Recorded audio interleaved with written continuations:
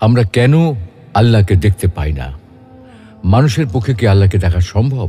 আসসালামু আলাইকুম ওয়া রাহমাতুল্লাহ।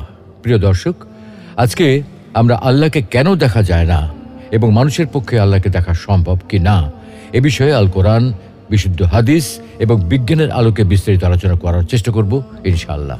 প্রিয় দর্শক, আল্লাহ তাআলার দিদার প্রতিটি মুমিনের চির আকাঙ্ক্ষার বিষয়। সবাই আমরা সচক্ষে আল্লাহকে দেখতে চাই। নবী, রাসূল, আল্লাহ সকল প্রিয় বান্দা সকলেই নিজ চোখে আল্লাহকে দেখতে চায়।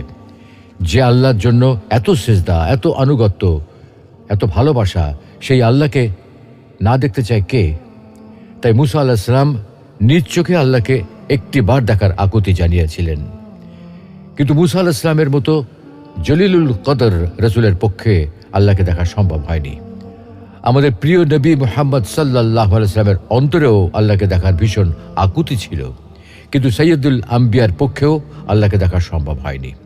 বস্তুত দুনিয়াতে কারো পক্ষেই আল্লাহকে দেখা সম্ভব নয়। আল্লাহকে দেখা সম্ভব না হওয়ার কারণটা কি?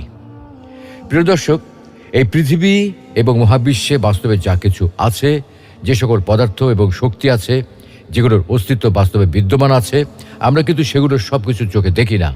অথচ সেগুলো বাস্তব সত্য এবং সেগুলোর উপস্থিতির কারণে আমাদের শরীর ও জীবন নানাভাবে প্রভাবিত হয়।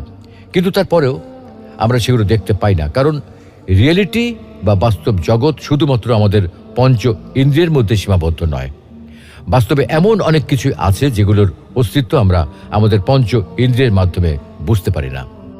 একবার কয়েকজন লোক বলল, হে আল্লাহর রাসূল, কিয়ামতের দিন আমরা কি আমাদের প্রতিপালককে দেখতে পাবো?